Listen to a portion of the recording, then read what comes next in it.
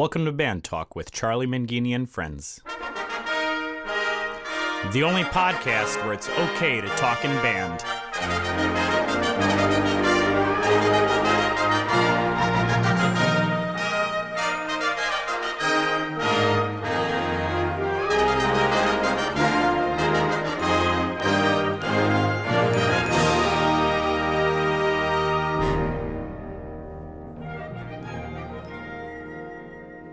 On this podcast, you will be able to hear conversations with some of the greatest names in wind band conducting, composing, and arranging. We'll also visit with great college, high school, middle school, and elementary band directors to get their thoughts on various aspects of being a band director. We'll have regular check-ins with instrument specialists, music dealers, and instrument repair professionals. And if that's not enough, we'll even have regular conversations with Dr. Tim, who will help keep us motivated. That's Band Talk with Charlie Mangini and friends. And now, here's Charlie.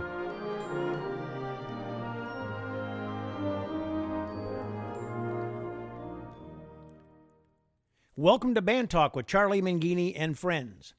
Today marks our 4th podcast. And if you're listening again, welcome back. And if this is your first time checking out Band Talk, welcome to the program. I'm happy that you're taking the time to give us a listen, and hope that you will continue and hope that you will subscribe to our show. The podcast is available through Apple Podcasts, or you can find it on Spotify. Just search Band Talk with Charlie Mangini and friends, or if you're having difficulty, send me an email at bandtalkcharlie@gmail.com. I've been following many of you who have posted on social media sites, and I'm so very impressed with the variety and creativity I've been seeing as you work to continue to keep your students involved and excited to be in your band and your band program. There are really some creative activities and assignments taking place, and I know you're working really hard to do your best. So thank you and congratulations. Also appreciate the emails and phone calls I've received over the past week, talking about the podcast, asking questions, and sharing what you've been doing to keep your students engaged. And engagement, so important. I believe the trick to keeping your students engaged is to be sure that you are giving them as much attention as you possibly can. And there's no better way to give someone attention than through the use of their name. We all love hearing our name, especially when there is some praise or positive activity associated with it. I remember when I was teaching in Olathe, Kansas, and our main feeder junior high school, Oregon Trail Junior High School, who was directed by a guy by the name of Ed Colson at the time.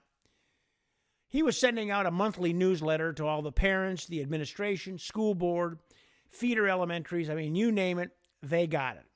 They knew what was going on with the Oregon Trail bands. And on the back of this newsletter, there was a half a page dedicated to his 4 feeder elementary schools, with each one of them getting 1/4 of 1/2 a sheet of paper. And in one of the issues, there was this one square for the Central Elementary School that read, "Warren Kittler was the first 5th grader to pass off his scales. Congratulations, Warren." And as I looked at this, I started to giggle. I thought, how no, then it hit me. I said, man, it wasn't stupid. This was brilliant. This was brilliant to praise this young man for passing off his scales. And I'm sure somewhere in that Kansas town right now, Warren Kittler's mom still probably has that up on her refrigerator. The point is, we use recognition to keep our students engaged. Offering them praise for a job well done, or even a project that is in the development stage and showing promise. It's just so important. It's like a good shot of oil to keep the machine running. So as you make assignments and provide activities, make sure you also are thinking about how you're going to communicate with your students and parents. They need feedback right now, and they need it more than ever. And they need positive feedback. I have an old saying that says, the tree always grows to the sunshine. And right now, you need to be that sunshine. Take the time to handwrite a note. Take the time to pick up the phone and call them. Take the time to send an update to your classes, and when you do, list as many names as you can. Remember, praise pays. It costs you nothing to offer a word of praise and support. And today, more than ever, people need something positive in their lives. I've got to believe that many of the families of our students are severely impacted by this crisis. And by you making yourself the sunshine, the person who says thank you, good work, keep it going, proud of you, you are establishing yourself as the key person in their worlds. And I know they will never forget it. There's no perfect way to do this. There's just your way. And as Nike says, just do it. You will be amazed at the results. Today's podcast will feature 3 segments. We're going to begin with Dan Hubert, who is Assistant Professor of Music and Director of Instrumental Music at Wisconsin Lutheran College, right outside Milwaukee. Dan sent me an email this past week and told me he was having a distance band rehearsal. I called him and talked to him about it. Thought it was a neat story, a practical idea, and I'm asking him to share that with you today. Next, I welcome back Kevin Lepper, Mr. Percussion. Kevin was on our first podcast, and the response I received from the listeners was just over the top good. So I've asked Kevin to come back and give us some ideas to help keep our percussionists busy and active during this time. And finally, we have a fantastic interview with Frank Ticheli. I know you're going to enjoy it very much. So that's what's ahead on Band Talk with Charlie Mangini and friends. We'll be right back. Band Talk with Charlie Mangini and friends is made possible through the support of Hal Leonard, Eastman Musical Instruments, Con Selmer, and Vandercook College of Music. Well, I've had some wonderful inquiries from listeners on the podcast about questions and ideas. And one that really struck me and something that I feel could help a lot of teachers out there is from a former student from Vandercook College of Music, Dan Hubert. Dan is currently the Assistant Professor of Music and Director of Instrumental Music at Wisconsin Lutheran College. And Dan is joining me for the podcast. Dan, welcome. Thank you very much for having me. It's great great ideas that you shared, and it's great to have you with us. And I remember you when you played in the pit at Lake Park High School, and you were working with Kevin Lepper at the time. Oh yes, great memories. So, what kind of influence was he on your life? Wow, that's a loaded question. Kevin was the reason I came to Vandercook. Kevin was, when I was trying to figure out, okay, what am I going to do with my life when I'm in high school and what avenue do I want to go? And it was the experiences I had with Kevin that really made me want to say, you know what, teaching music is what makes me happy. I like working with people and I love music. And if I could be even just kind of like a Kevin Lepper, I'll have a happy life teaching. That's great. And you came in as you were actually a trombone player by trade, but you were marching in you were working in the pit at Lake Park. So I remember you were just an incredible student. And upon graduation, you took a job out in, help me out, was it Hanover Park? Yeah, Hanover Park, Springwood Middle School. And you were there for how long, Dan? I was there for 10 years and loved all of it. And from Springwood, then you got a job in, was it Kettle Moraine High School? Kettle Moraine Lutheran High School in Jackson, Wisconsin. Okay. And you were there for? I was there for 3 years. Okay. And then you just recently assumed the position at Wisconsin Lutheran. Yes, at the college, and having a great time. It's a fun time. That's wonderful. So when you sent me the email, you mentioned that you are doing something with your kids, your students. That's really fun, and I love the idea. And I want you to explain to the listeners what you're doing and how they could maybe adapt that for their program. Absolutely. So when I emailed you, I said I was taking my cue from Eric Whitaker and his virtual choirs. After talking with some of my colleagues, I decided not to do a video, but instead to do a recording just for economics. To do a synchronization license is pretty expensive, and that's what you would have to do if you're going to legally do a video of having everybody play their parts and you put that all together versus a mechanical license, which you just contact the publishers, and some publishers will give it to you for free. Other ones will charge you a little bit for it, but it's not nearly as expensive as doing the video. So I went with just an audio only version, mostly for economics.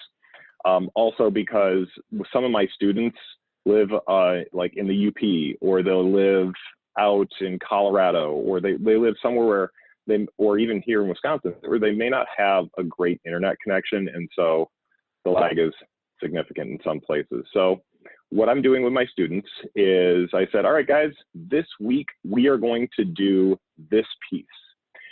All I want you to do is send me a recording of yourself playing your entire part.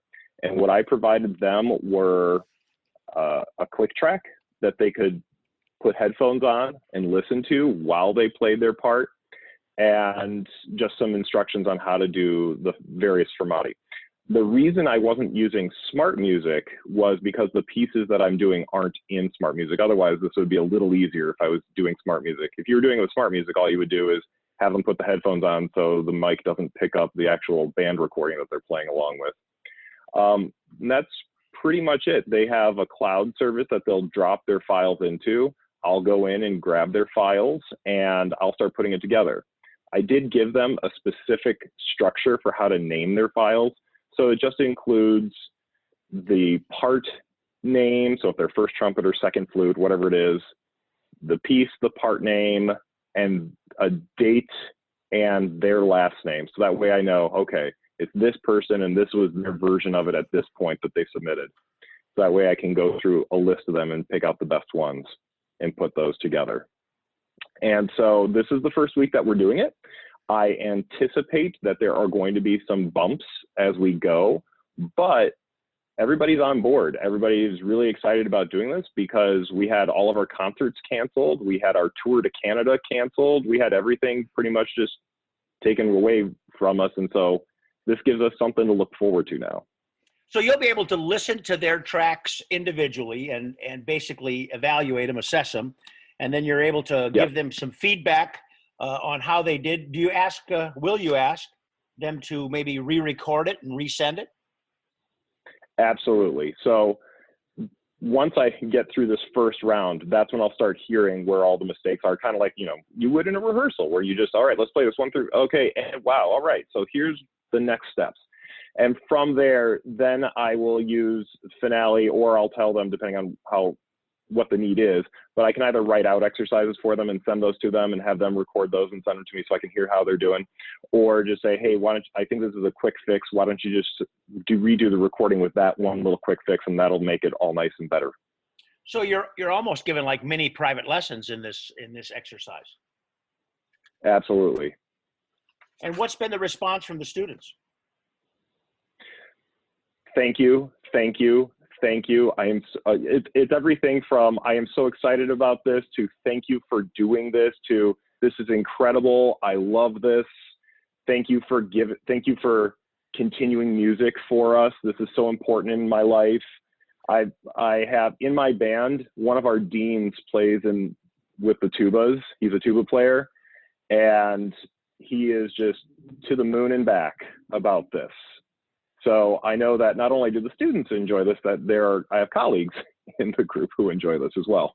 Right. And for our listeners, the Wisconsin Lutheran program is a small college in the West Burbs in Milwaukee. In Milwaukee. And it's more of a communiversity band where you've got some adults from the community, and obviously some faculty members from the university also playing in it, correct? That's the goal, yeah. So when the coronavirus ends and we finally get back to life as normal, or life as the new normal, do you see taking any parts of this and integrating it into your day-to-day curriculum? Well, part of it is what I'm doing is a roundabout way of, it would have been easier if all this music was in something like Music First or Smart Music, where I could just set, like, all it was there and they would send it back and it would either grade it for me or I could look at it and see it against me. Like, that would have been a little easier. I'm doing this the hard way only because the pieces that I chose aren't in any of those applications already. Yeah, and let me interject, Dan. You're not doing it the hard way. You're doing it the right way, because the fact that it is the teacher's responsibility to make the final call and the evaluation and give the feedback. So even though there are other ways that are shortcuts and easier ways, I'm not necessarily sure that they're the right ways. I think what you're doing is the right way. Oh, thank you. I'm glad to hear that. But this is the way that we're going, and I already have my techniques classes. They've been using smart music, and so I can evaluate and give them feedback. So this was really, I've been doing things like this since I've been teaching middle school.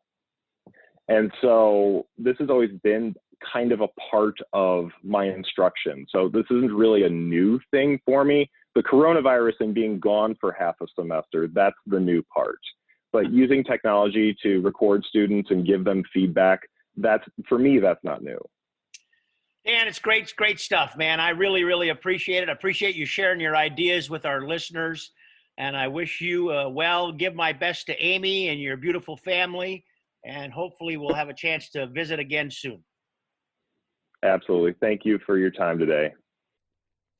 It's great to catch up with Dan Hubert, and I appreciate him sharing what he's doing with his community band at Wisconsin Lutheran College. Dan's going to do a great job there. It's a great idea. And I'd like to hear what you're doing with your bands to keep them engaged in music. Please let me know by sending an email to bandtalkcharlie@gmail.com. And now we're going to turn to Mr. Percussion, Kevin Lepper, who's got some ideas on what you can do to keep your percussion engaged. Joining us again for Band Talk with Charlie McGeady and Friends is Mr. Percussion, Kevin Lepper. And Kevin, it's always great to have you back on the podcast. Thank you for joining us. It's great to be here, Charlie. So a lot has transpired since the last time we chatted, my friend. And now band directors, whether they're elementary, middle school, high school, college, community, are probably all conducting rehearsals and try to teach their kids remotely. So you got any advice for those teachers, especially when it comes to dealing with the percussion section? Oh, absolutely. It's funny that this whole thing came about because I'm traveling, so I'm away from most of my instruments, but I happen to have a Middle Eastern instrument with me called a doumbek or darbuka. And that's what I've been doing my practice on. As I want to get something done, I'm like, okay, well, at least I have something to work on. So I think what the band directors can do is just keep their percussionist engaged, so that the percussionist feels like, oh yeah, I'm moving forward, but I'm having fun at the same time. And I think the fun part is one of the key factors, so that the student doesn't feel like this is always homework, that this is something that, hey, I'm getting to do something I like, and the teacher knows they're getting their stuff done also. So Kevin, along those lines, I remember when you were teaching classes at Vandercook, one of the things you always did was play recordings, and you'd have the class kind of play along with those recordings. Is that something that you would consider having your kids do? Absolutely. That makes the music fun, because one, with let's say an individual student, they can pick their own song, so they can be playing to a song that they like. So let's take snare drum, for instance. Most of the students will probably have a drum pad at home. They can just need all they need is a pair of sticks and a drum pad. If they don't have a drum pad, they can actually use the old mouse pad, and that foam material works just as good as a regular drum pad. So the students could pick a recording they like, and they could do their exercises just like they would in a band class. They could do 8 on a hand or one hands. They could play accents and taps, which would really be cool, because now they can put their own accents in with the music that's being played. They can work on their buzz rolls or their double stroke rolls. And one of the things that I always liked to do, both as a performer and as a teacher, was just take a song and through the whole song, just play a buzz roll. And maybe the first couple choruses play it piano, and the next couple sections play it mezzo forte, and the next couple sections play it forte. So I'm really getting the experience of working all dynamics of that roll. You know, you could take rudiments and just take one rudiment and play it for the whole song. You know, the student has to be careful not to pick a song that's too fast or in odd meters and things like that. Pretty straight ahead song. They could also be practicing a solo. And you know, as well as I do, like in a solo, it's usually not the whole solo that gives you problem. It's usually one or two measures or one or two areas. And so this would really be a good time. Put the song on and just take that one little bit that's giving you problem and play it to the whole song. And then get a little song that goes a little bit faster and take that same little bit and play the whole song. The other thing that I like to do, and we don't get to do this in band as often, is just plain improvise. Just take a song and play whatever you want to the whole song, and just try to make it sound as good as possible. So, you know, that's what I would be wanting my students to do on snare drum. As a teacher, they can use the internet and have the students send them a recording.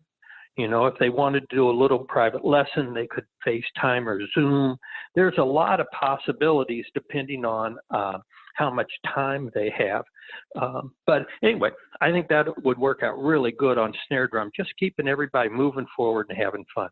And you know, that's more of a mature concept, good for probably advanced middle school and high school kids. And for the elementary and the young middle school kids, you know, teachers could probably send kids maybe 4 to 8 different one measure rhythms and give them a song list, like a recommended, like, hey, go to the internet and listen to this song or listen to that song and play rhythm 1 4 times and rhythm 2 4 times, and, you know, kind of have some fun doing that. That's a wonderful idea. Yeah, then that takes the choosing out of the hands of the student. Then they get to say, okay, I already know that these songs work. I just remember when I was young, I'd spend all my time looking for something to play to, and then not actually get to play anything. So yeah, I really like that idea. So how about you know, a lot of kids probably home have drum sets, so that's something they are obviously driving their parents crazy with. But how about when we get into mallets and timpani? Okay. Well, let's just spend a couple minutes on drum sets since you brought that up. Okay. Because if we remember the old days, you know, like in the 1910s, 20s, and 30s, when the people, those are the real old days. That's even before me and you. So when the people would go out on tour, they wouldn't have their drum set to practice on. And so these famous drummers like Buddy Rich would do their whole warm-up routine or learning a song using a chair, or I'm just sitting on the chair, my right leg is the right hand, my left leg is the left hand, and I have my 2 feet. And you, instead of playing the drums, you could sit there in the chair and just practice the limbs that you wanted. So you say, okay, this time through the song, I'm just going to play my right foot and my right hand. And you don't even have to be on the drums. So that way you aren't driving your parents crazy 12 hours a day. So that's something you can do on drum set. What about keyboard percussion? Keyboard percussion, there's a number of things. Again, it depends on the maturity, but if there are certain scales that you're supposed to learn, you could visualize the keyboard, let's say a B-flat scale, and then you could just actually point to the notes that you want to play. So you'd go B-flat and then C, D, E-flat, etc. This would be a great way to learn your scales. or learn some of your scales, or your arpeggios. You don't actually have to have the keyboard sitting there in front of you because you can visualize that instrument. Another thing that you can do is you can say the note names. So let's say there was a selection in band that you had the xylophone part to. It'd be real easy for you to record you just saying the note names. You could start out with no rhythm, just say B flat, D, F, E flat, G, or you could put that to a rhythm. But if you can visualize the keyboard and say the note names in rhythm, you're going to be able to play that. And that would be a real good way for the instructor to get some work done on the music that at some point they're going to play. The third thing that I think you can do, you can obviously play any of those mallet parts on a piano or a synthesizer, or you could enter them into a computer program. So what you're just trying to do is just, let's continue to think note names. Let's continue to think where they are on the instrument. And the more you can do that, the better off you're going to be when we finally get back to band. Yeah, I think you're right. Keeping those kids engaged and finding different ways to keep them engaged, and I think is so vitally important. And giving them ideas, because the hard part is they don't know what to do because they can't think of it. They haven't experienced that or experimented with that before. So these ideas are great. What about timpani? Well, let's hang on mallets just for a second. I just thought of something else. Wouldn't it be cool if you had 4 percussionists and each one of them, you said, learn this line on xylophone. And that just happened to be one of the lines to a little mallet quartet. Oh. So when they came back to school, they could actually play this little mallet quartet because they've learned a line of it. That's great. In the old days. That would be. Go ahead. Yeah, go ahead. No, I say in the old days at Vandercook, supposedly the old man, H.E. Nutt, had a paper keyboard, and he would set it on tables, and he would have people actually practice their finger position and their fingers on a paper keyboard. I guess a kid could probably get a piece of butcher paper and make a little mini mallet instrument with a ruler and a magic marker and be able to almost airplay there as well. Absolutely. That is a great idea. At one point in teaching the mallet methods class is we bought these little foldable cardboard piano keyboards. And they were like, I don't know, $2-3, something like that. That's exactly what we did, because a lot of people don't have keyboard instruments at home, but that doesn't mean we can't be learning. That's great. So let's. Yeah. So on Yeah, go ahead. Timpani. Yeah, on timpani, I think the biggest thing is just singing the pitches.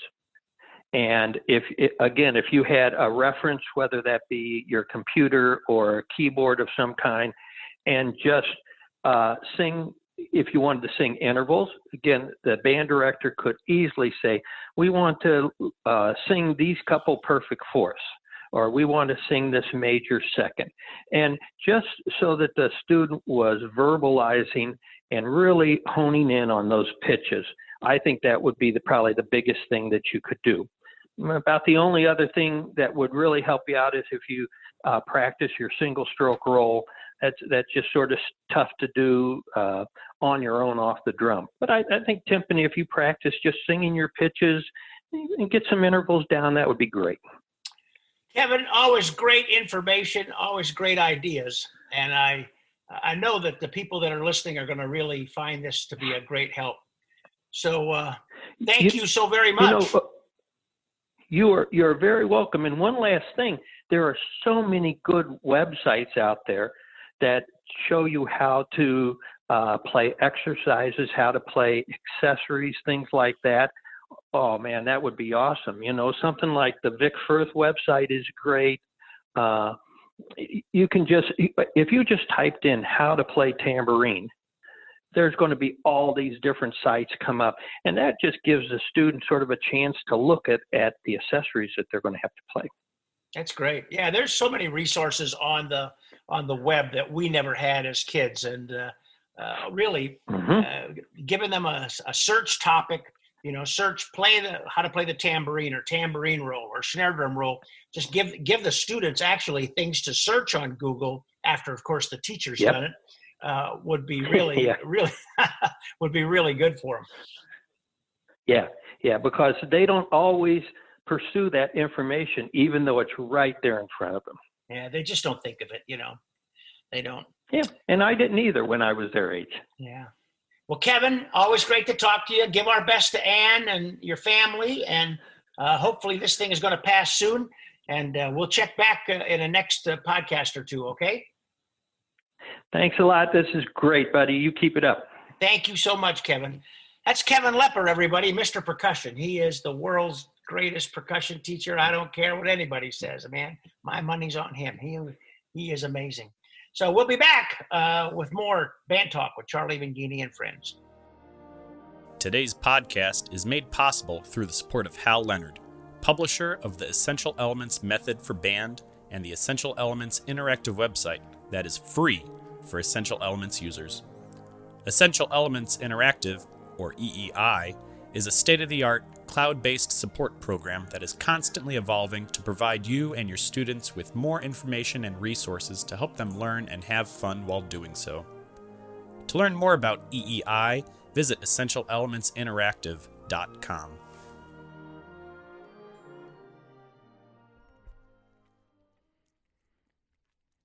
In early March, I contacted composer Frank Ticheli and asked if he would consent to come on the podcast.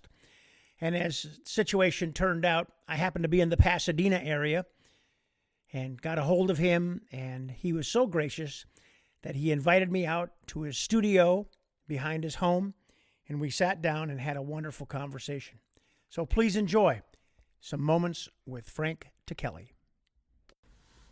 Well, this is a real treat to be live with my dear friend and a legend, and he is a legend, man. He's the man. Frank Ticheli. Frank, thank you for being with me today. Hi, Charlie. It's great to see you here in Pasadena, in my home. It's wonderful. I know. I'm in your studio. I am in the place where it all happened. And you were just mentioning that you said this is the 20th anniversary of Blue Shades? 25th. 25th anniversary. 25th anniversary already. Yeah, I finished it on December 31st, 1995. And so here we are, 2020. So it's almost literally the 25th anniversary, just a few months shy of it. So you wrote it when you were 9. I wish. That's very kind of you. So, you're one of the hardest working guys in the business. I mean, I don't know anybody that works harder. And every time I go onto Facebook, you're in another town. And so tell us what you've been doing lately and what's coming up. Well, I finished a piece recently for the Baylor Wind Ensemble called Lux Perpetua. And they just premiered it at the 100th anniversary of the Texas Music Educators Association. And it was just, what a performance they gave. Not only of my piece, which, it's probably the way they played it, I just felt like this is the best performance this piece is ever going to have. So it's all downhill from here, from the premiere, I can't imagine anyone doing a better job than Eric Wilson and this Baylor Wind Ensemble. So that was just premiered there at the TMEA 100th anniversary. And then he also did this piece by Omar Thomas, Come Sunday, and brought the house down. The new piece of Omar that everybody's excited about. So that was an amazing thing. That just happened. And also they premiered a new piece for chorus and orchestra called Sailing the Sky. That they commissioned that in celebration of their 100th anniversary. And I conducted the premiere of that. And then I also conducted the Texas All-State Band. And did 2 of my works, plus another work of Omar Thomas's, and a work of John Mackey, his Frozen Cathedral, and a work of Roshan Etezadi as well. So all living composers. How fun was that? That was amazing. That Texas audience, there's nothing quite like it, is it? The enthusiasm there, and even maybe even more so this time because it being the special occasion, the centennial and all. But it was just amazing. Like 2,500 people behind you just going crazy and enjoying music. And it's just amazing. So have those Texas bands learned to use any breath support yet? Well, that's the thing. I got to the first rehearsal. It's like 140 kids in the band, and I thought, okay, all these subtle things in the Mackey and in my own stuff, but then we just start playing, even warming up, and it just reminds you, Oh, and then oh, this is going to be fine. It's a lot of them, but they play a lot of people, a lot of bodies in their seats, but they play so well and they're so good. They're just so, and they were so enthusiastic about the music and about just being there. It was quite, think about it. You're a high school kid and you're in the top all-state band in Texas on the 100th anniversary of that convention. That's pretty cool. And so those kids I think they really felt the significance of that moment and of their accomplishment, And that band is deep too. I mean, so many all-states, you go 2-3 seats down and then the quality goes down, but not this one. No, not this one. It's amazing. So anyway, that's kind of what I've been doing. And I just got back from Missouri. I did a wonderful thing at University of Central Missouri. In Warrensburg? Yep, in Warrensburg. And now I'm just home for a while. I'm doing things locally now more. And I'm about to start a new commission, my next commission, for chorus and winds. So that's the next thing. May I ask who that's for? Yeah, it's a consortium. It's an organization in Ohio, a band in Ohio, I can't remember, organization, and then a group in Manhattan, concert production company in Manhattan. They're going to do it at Carnegie Hall. So it's a consortium of these two outfits. So the premiere will be at Carnegie Hall. And will you get to conduct it? I don't know. I'm not sure about that yet. We haven't gotten that far. Should we call him? And Let's call him up. So, Frank, if my memory serves me right, you grew up in Louisiana. Mm-hmm. And so when you were a kid in Louisiana, did you ever imagine you would be, doing what you're doing today? No way. I knew I loved music from a really early age. And I got, my dad bought me my first instrument, a trumpet, at age 9. And I just loved it. And I was very passionate about just playing that trumpet. And, I grew up around that sort of traditional jazz that is associated with New Orleans. That was my music. That was sort of my frame of reference. And I just wanted to sound like Louis Armstrong. Never did, but that was sort of my model early on. And so as a kid, I remember just on my trumpet improvising, just imitating Louis Armstrong. Things like Basin Street Blues, and all that early jazz to the best of my young kid's ability. And then, I had no idea. I was just really into that, and I was sort of exposed only to that world because my father loved that music as well. So that was my frame of reference in New Orleans. Were your folks musicians? Not really. My grandfather was. He played in a band called the Five Aces, and his cousins were in a band called the Dukes of Dixieland, which was a pretty popular band in the 50s. Sure. Dixieland band in the 50s. The Asunto brothers. They're my grandfather's cousins. So sort of that sort of early jazz is in my DNA. It's in my system. But my dad, he worked for Capitol Records, but he was not a musician himself. So from Louisiana, you go to Texas. Yeah. And you meet a band director by the name of Bobby Floyd, who, for those people that don't know, had just an incredible band at Berkner High School and later on became the executive director of the Texas Music Educator Association. So what kind of an awakening was that from Louisiana to Berkner? Well, it was a culture shock. It just shocked me. I had no idea that kids my age could sound that good because the band. I went from this modest program in a small town in Louisiana outside of New Orleans, very small, modest program, to this powerhouse band program in Richardson, Texas, led by Bobby Floyd, and it just shocked me. I just had no idea. Not only how good the kids could play, but the music we were playing was just so incredible to me. I went from, this sort of kind of goofy literature to playing Hindemith Symphony and Dahl Sinfonietta and Rocky Point Holiday, fun stuff like that, with nothing in between, with no sort of no bridge from that goofy music to those incredible pieces. So it just shocked me, and that's when I really started thinking, this is what I want to do the rest of my life. I want to be able to make music like this. How do you write music like this? Who do I go to? I'd ask what do I need to do? How do I learn how to write music like this? I just started asking those questions when I moved to Texas. And then from high school, then you went to the University of Michigan? Yes, for grad school. Before that, undergrad at Southern Methodist University. Okay. And I was a music ed major, also trumpet performance and composition, all three. And then at Michigan, I focused more and more in on composition for grad school. I was a comp major, still played my trumpet there. Played in Bob Reynolds' symphony band when I could, but studied composition there and got my master's and doctorate there. Was there somebody you wanted to study with when you went to Michigan? Yes, I mean, that really what attracted me there was Leslie Bassett. I met him. He was guest composer at Southern Methodist University, and I just adored him. Everything about him, I could just tell this is not only a brilliant composer, but he's an amazing human being. I could learn a lot from this man about everything, about music, about composing, and about just how to be a person. I could just tell that immediately, and it's exactly what he was too. He was just an incredible man. And he was a Pulitzer Prize winner too, wasn't he? He was indeed. Won the Pulitzer Prize for what piece? Do you remember? Piece. Variations for orchestra, and I don't remember the year. Somewhere in the mid '60s, '66, somewhere in there. Won the Pulitzer Prize for that. We don't hear his sound shapes and symbols much anymore. No, designs, images, and textures, sound shapes and symbols. We don't, and that makes me sad. That we don't hear more of his music because he's a brilliant composer. I was just talking to Robert Ambrose about that. He was also in Texas with me, and Robert's a big champion of Leslie Bassett's music.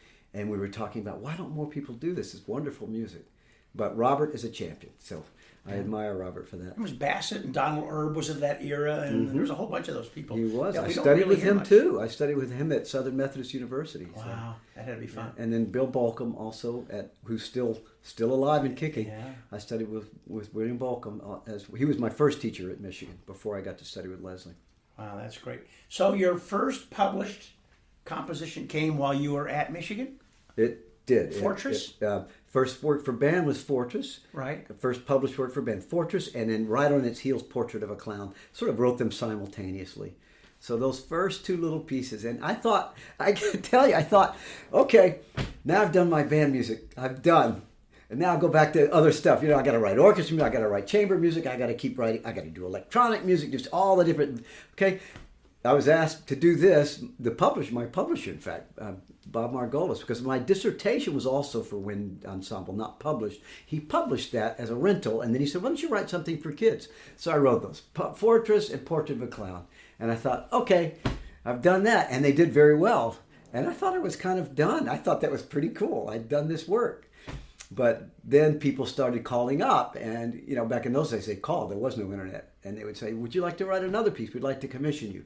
And then just so slowly, long story short, skip ahead, however many decades it's been, and now I've got 60 works for concert band, 60 published works. But at the time, I had no idea that would happen. How's that evolved? How have you evolved?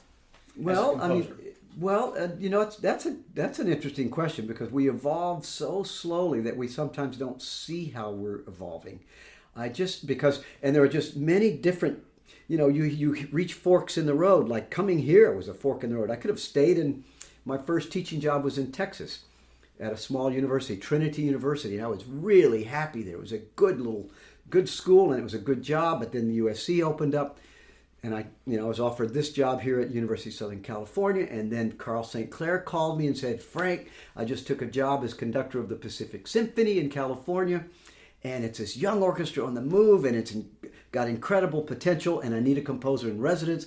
Would you be interested in coming out to California?" So everything was calling me out here. But I didn't have to do that, but I'm certainly glad I did. So I was composer in residence with Pacific Symphony in the 90s, and I wrote a ton of orchestral music.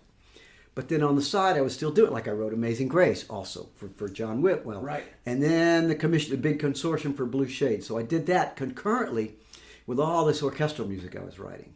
And then the residency was done by 1998.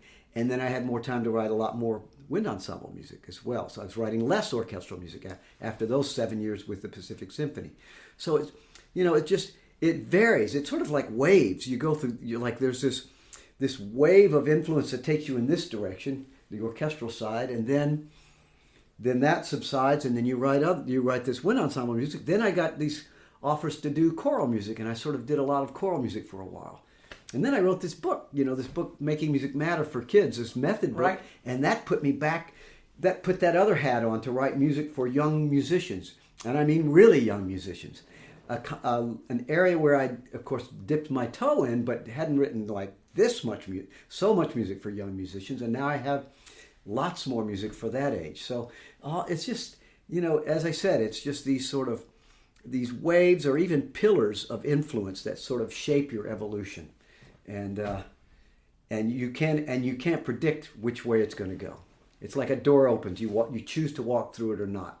Usually I choose to walk through a door that opens, because I almost never regret it. I regret not walking through a door, but once I walk through a door, I almost never look back and say, I shouldn't have done that. I mean, that's a really good lesson for younger people, younger musicians. Usually when a door opens, you should probably just walk through it and take that opportunity. Yeah, you don't drive through life with your hands on the rearview mirror, right? No, you don't. Okay, well, you're writing for young kids, which is great. I think it's awesome. And what's harder? Like having no limits, you can write for this ensemble, or going like, they know 6 notes. Which one's harder? Yeah. Well, I've heard a lot of people, and I've even said this, it's a lot harder to write for young kids than it is for the pros. And that's only partly true. Parts of it are a lot harder because of what you just said, the limitations. They know fewer notes, their fingers are smaller, they barely cover holes on some of the woodwind instruments, the keys. Their lungs are smaller, so they can't play longer phrases. You've got all of those restrictions. And now go, right? So this is what you can't do. Now, write a piece that deserves to have a life. So on the one hand, I will say it's easy to write a piece for young musicians, but what's hard is to write a good piece for young musicians that will last, that deserves to have a life. That's what's hard to do, because all those restrictions get in the way of making the piece unique and get in the way of the piece's ability to have some kind of expressive power, make an expressive statement. That's what's difficult. So that makes it hard. Now, writing a piece for pros, what's hard about that is, the bar is higher here in terms of technical demands and expressive demands, because it's a wider expressive range. And that's what makes that hard, because, every time we write a piece, no matter what the level, it's like, I feel like every time I start a new piece, I've got to find a new universe that piece will occupy. Like, what is its universe? So in a way, every time I start a new piece, I feel like a beginner again. But you have all the things you learn, you have to throw it out the window. All the technique and harmony and counterpoint and orchestration, yeah, that's all good that you learn that, but you have to forget about that for a while and just start all over with a brand new piece of music. And that's very scary, and it can be very frustrating, just starting a brand new piece of music. So no matter what the difficulty level is, it's always hard in the beginning. I was chatting with our friend Alex Shapiro, great female composer from the Pacific Northwest yesterday, and she says, as composers, we all have our isms that you'll see and hear in our music, right? Yeah. She says, but finding that inspiration sometimes is tough. So what gives you that inspiration? Yeah, I find this is not a very exciting answer, but for me, a lot of my inspiration comes from sitting right here at this desk, or that one, or this piano, and just trying things, and just putting in the time and doing the work. If I don't put in the time, I don't get very inspired. But somehow doing the work and even having a bad day, that will inspire me the next day, because something might have happened. In fact, the problem itself will trigger the mind into a crisis mode. And then when we go into crisis mode, like, oh, I don't have any peace. Oh, I'm a phony. I'm terrible at this. Why am I having such a difficult time? All of that sort of whining is actually triggering the mind into crisis mode, and then the subconscious takes over in that crisis mode and starts to work out these problems that the conscious mind is not able to work out. And so for me, it's just sitting here and having bad days, but having some good days too. And then the combination of that at some point, and I never know when it happens. Sometimes I don't even know when it has happened. This starts to happen though. Your podcast folks can't see what I'm doing here, but I'm making a circular energy where in the beginning it's this way. It's just me putting energy down on the page. But then at some point this starts to happen where the piece starts to give back, and it creates a loop. This is an energy loop where I'm giving something and the piece gives something back.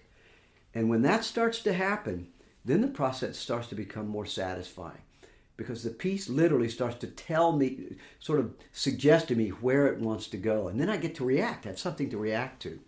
And then it becomes easier.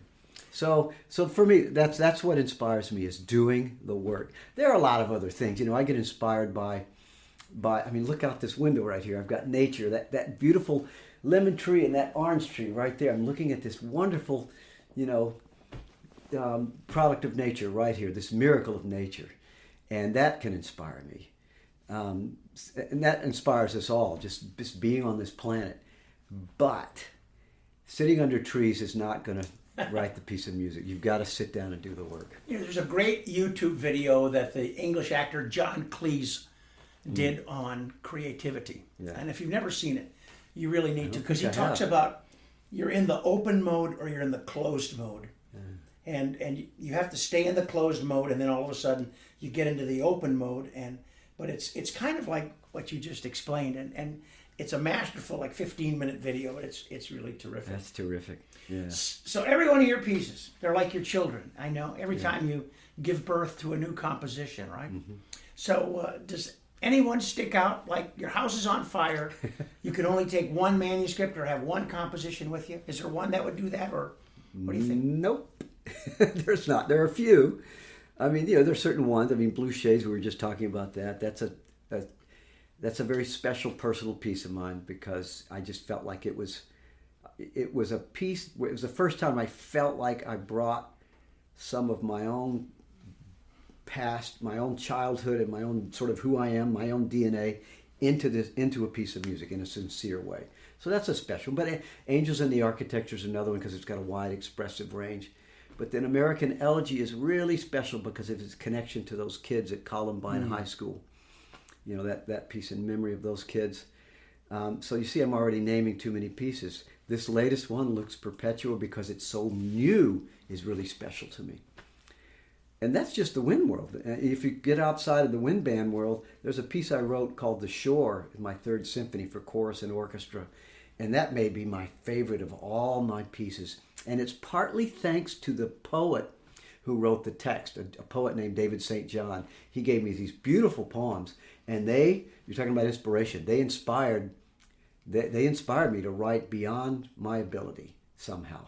I wrote something, and I don't know how I did it, and it's like literally, can I say it's like better than me. Sometimes we get lucky and we do something that's better than we imagine we can even be. And again, it was his words that inspired that. So that's a special one as well. And I guess so, The Burning House, I'd like to take The Shore with me, but I sure would like to take a few siblings like Blue Shades and Earth Song for chorus and so forth. So maybe your answer can be best summarized by experience I had at Grant Park Symphony, and Doc Severinsen was playing that night with the Grant Park Symphony, and in the chair ahead of me was Bud Herseth, the legendary principal trumpeter of the Chicago Symphony, and his wife. Yeah. And at break, this young high school kid came up and said, "Mr. Herseth, may I get your autograph?" And he gave him his autograph. He says, "May I ask you?" He said, "What's your favorite piece of music that you ever played?" And Herseth looked at him with that big smile he had, and he said, "Son, it was the one on my music stand." It's very true, isn't it? Yeah. Yeah, and when people ask me who's your favorite composer, it's the same way. It's who I'm living with right now. If I'm living with Brahms, he's my favorite, and so forth. If I'm living with Beethoven, he's my favorite. Stravinsky, it's who I'm looking at, who I'm studying. And we are always studying all the time other composers' music, and so that's a lot of wisdom to what Bud Herseth said. Well, you're an incredible conductor, and my students and I were the beneficiary of your work when I was at Vandercook. We did Angels in the Architecture. We did some other things, and you brought such a passion and intensity to the program. And I mean, you immediately had my kids eating out of your hand, and it was just so much fun because you brought all the colors in your music from pastel to fluorescent in like 30 seconds, right? And so when you instantly connect with the musicians, what's that like for you? Oh man, is it fun! I love how conducting balance. It complements what I'm doing right here. The composing. The composing is so quiet, and there's solitude, and it can even be lonely. And then you have this incredible release in front of musicians where you get to share your work or the work of your friends and people you admire, and to be able to share that with other musicians. There's nothing quite like it. And I just love doing that. And I think you're right. I guess what I am most aware of when I'm sharing a new piece of music is the passion, and the passion inherent in the music itself, and trying to share that with the musicians and bring that out and share what it means to me with them. And when they get it, there's nothing quite like that. Well, you change your life. You change their lives when you do that. I mean, you know that.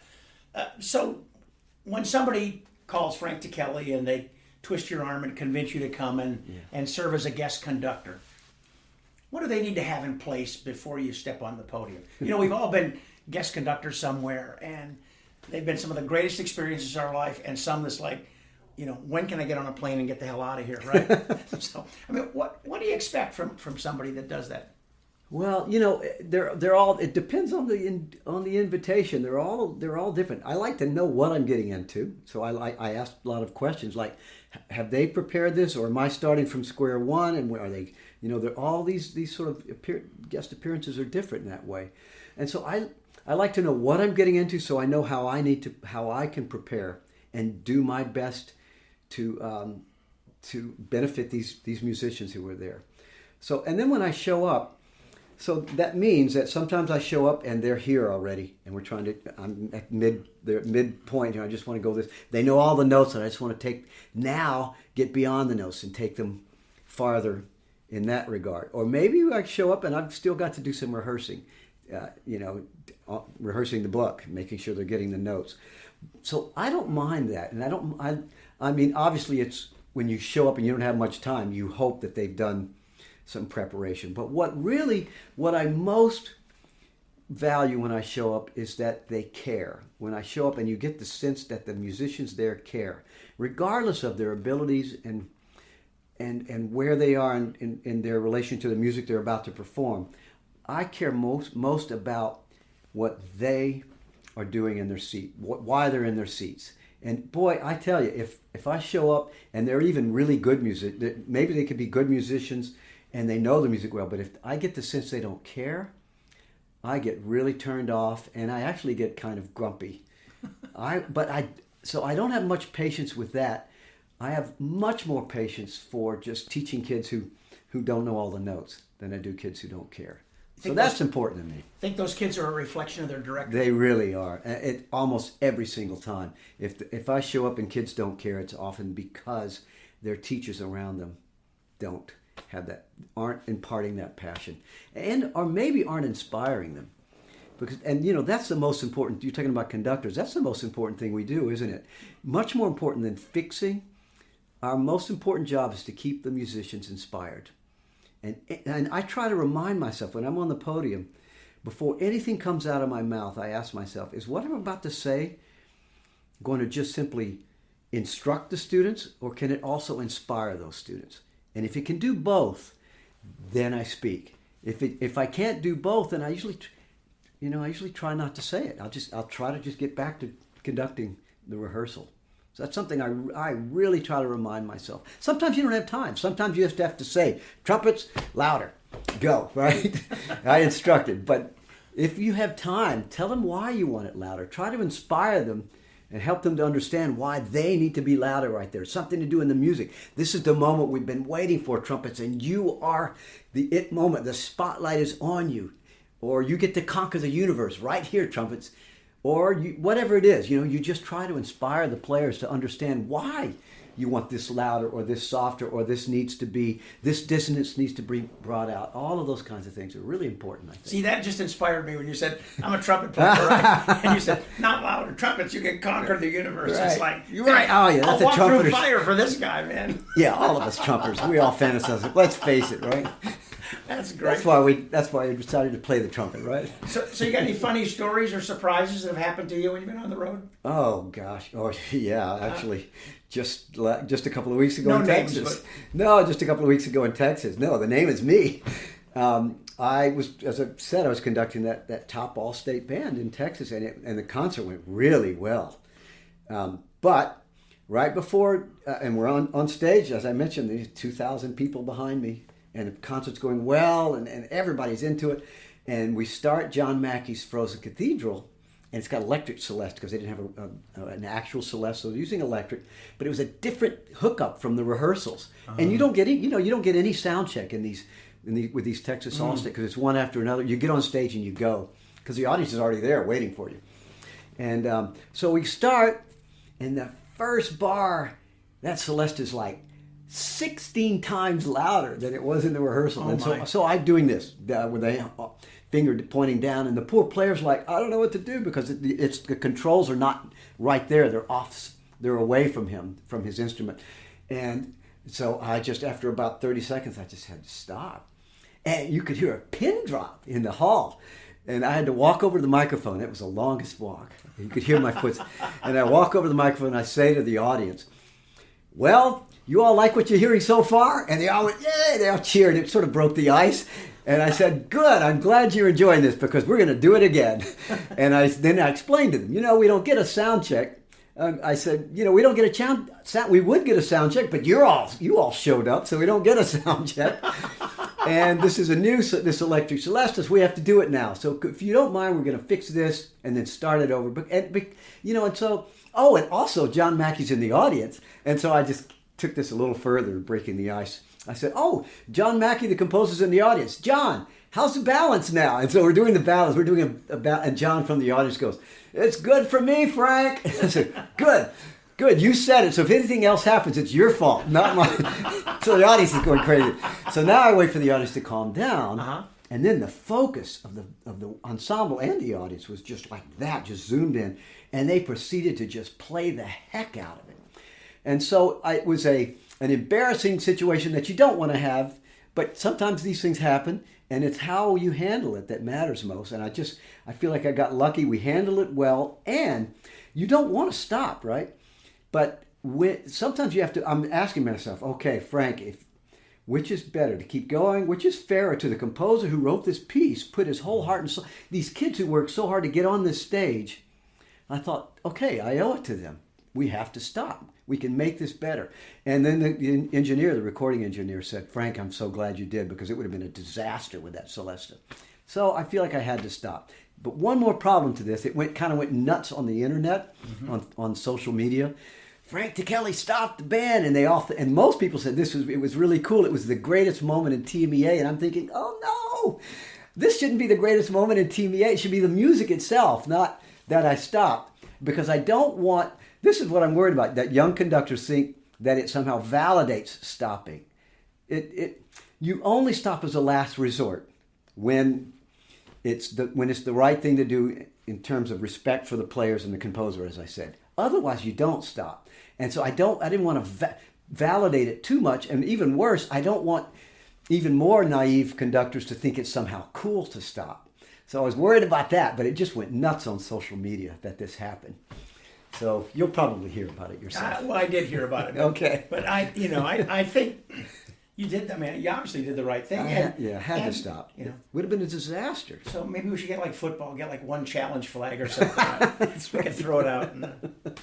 Yeah. So, you're for the listeners that don't know or that haven't followed on social media, you recently established a scholarship for composition at USC, which I think is like so fantastic. It's so generous of you, and the reaction of your friends and colleagues on social media has been over the top. So when you decided to make this award, what was your motivation and what do you hope to accomplish because you did this? Because I think it's fantastic. Yeah. Well, what I wanted to do was to have established something, enough funding that would provide a full scholarship for some composer, some talented young composer who doesn't have the financial means. But I don't have the money to do that. Right. So I thought, okay, and I in fact started out as a scholarship but it was almost insultingly small compared to the tuition at USC. And so I said, well, how can I help what can I do that's more powerful that will help all of the students in our program? And I thought, we don't have any money for guest artists to come, a guest composer to come, or a guest ensemble that could come, like a small chamber group that plays a lot of new music that can play our composers, our young students' music, workshop it, talk about it. I thought that's what I can do. And so I had enough money for that to endow something that that would go into perpetuity. And so it's a Frank Ticheli Guest Artist Fund. So it brings in artists, either composers or performers. And it just makes me feel really good that, because I'm at that stage in my life where I'm starting to think about what can I, can't take this stuff with us. What can I do to help this place that I love so much, and these students whom I've worked with all my life and whom I love? What can I do to help them? And so I established this fund. That's fantastic. Yeah, it felt good. Hope people support it. They can send their checks to USC right for your fund to get it built up. Absolutely. So your legacy as a band composer is already established. You've written for groups of all ability and age levels, and in addition to being a great composer and musician, you're a great human being. So, what does Frank Ticheli do when you're not composing or teaching at USC or on an airplane or conducting a band or presenting at a state or national convention? Like, does Frank Ticheli have a life outside of music? Nope. No, I'm kidding. I mean, right here, we were just talking about my son. My kids are a really important part of my life, and my wife, my family. I love to we walk every day every day that we can when I'm in town, right before the sun goes down, because the sun here, when it's nearing sunset, it turns the mountain here that you see outside into a kind of a copper color, and we walk every day and just look at that mountain, that copper colored mountain, and it only lasts for about a few minutes, as the sun's going down. It's so beautiful. So that's something we do every day. We love to take walks. We love to hike this mountain. I love languages.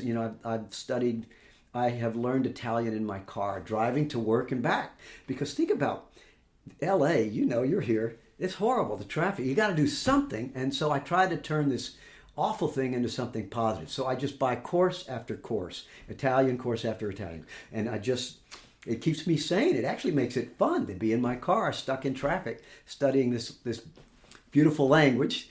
I'm saying this to a fellow Italian American here. And so I've learned Italian and German in my car. So that's another big hobby I have. And, right out here, I've got a garden that I like to grow. That's important to me as well. And my tomatoes and my beans and my citrus plants. That's something I spend a lot of time with as well. So, I like to do stuff like that. That's great. So a couple final questions. Mm-hmm. So what kind of things are we doing better in band directing than we did maybe 10, 20 years ago? Yeah. A lot of things better. I mean, it's partly, I just remember when I first started, there was this fairly new energy towards commissioning works at a greater level, and more people doing it because of the consortium thing that came along. Suddenly this idea of consortium commissions, it sort of increased the number of commissions, and that had a positive effect, I think. And not every piece that was commissioned made it into the repertoire, but when you just throw out a wide net like that, you're going to have some pieces that do stand the test of time. And so that's been a really good thing. But also I think the imagination of the conductors themselves, they've thought outside the box, and they've carried this medium into directions that no one had thought of before. I mean, literally, if you define this as the wind ensemble medium and concert band medium, this box, really imaginative conductors have just made that box bigger in all kinds of cool ways. And so I love seeing not only the quality of the music, I love seeing the variety, the diversity of the music that now exists for the wind ensemble. The commissioning people who would not normally have written for this medium. I mean, just about everybody, most living composers have written something for it now. And these young people who've come up now, these young composers, are just incredibly talented. And I love seeing it. It makes it feel like when I first started out, there were a few years where there weren't that many around my age or just younger than me. And I was like, what's happening? Where's the next hot young composer? Right. And so it's like, I want to be able to hand this torch off someday. And then after a few years passed, look what happened. These young people who've come up and it just felt good. I felt, okay, yes, this torch is going to be passed. So there's a bright future, I think. So as we've grown, as the whole profession's grown, anything fallen off the wagon? Anything we've forgotten to bring with us? I don't know about forgotten. I think that we have to keep opening our eyes to what's going on outside of our world and outside of our comfort zone. We have to do that, all of us. So for us composers and for conductors in the wind world, like what's going on right now in Brooklyn? And I bet most wind conductors will say, I don't know. There's a whole Brooklyn scene happening. Well, what's going on in Chicago with the living composers in Chicago not doing wind band music, but what are they doing? What else is happening? There's a lot going on that we don't know about, and I think we owe it to ourselves to be aware of that, and then we can ask ourselves, well, maybe I should look into these composers here and what's going on in Germany right now. Young composers in Germany, what are they doing? There's some hot stuff going on in Germany, That's something that needs to happen. So it's not so much forgetting, it's that we have to remind ourselves to look outside of our window of comfort. I remember the great words of James Froseth at the University of Michigan. I knew Jim, yeah. And he was at a CBDNA session one time in Oklahoma City, and he looks out at all these college band directors, and he said, "Are you guys aware of everything you're unaware of?" Isn't that true? Oh, it's great, man. You don't know what you don't know. You don't know what you don't know. Yeah. Frank Ticheli, you are a champion and a dear friend, and God bless you. Thank you, Charlie. And thank you so much for your time this morning. This has been fantastic. It's my pleasure, and I just adore what you're doing. And you also are an amazing human being, and I just feel lucky to know you, Charlie. So thank you. Very kind. Thanks, Frank. All righty. We'll do it again. Okay. Okay. I hope you enjoyed your time with Frank Ticheli half as much as I did. A couple things that Frank said along the way in his conversation. My most important job as a conductor is to keep the musicians inspired. Isn't that profound? That's what we have to do. We have to bring our best self every day to the classroom, whether that classroom is face-to-face or whether it's during these tough times of the coronavirus and distance learning. The importance of our job to keep our musicians inspired. And to do that, he said, if I don't put in the time, I just don't get inspired. So it's a challenge for all of us, but it's something I know we can do. I really appreciate you being with us on Band Talk with Charlie Mangini and friends. Next week, we're going to have a nice visit with Jeff Connor of the Boston Brass. Until then, thank you for joining us.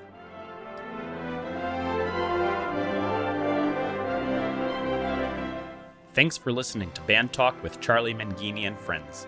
If you would like to send a question to Charlie or have a comment, please send an email to bandtalkcharlie@gmail.com.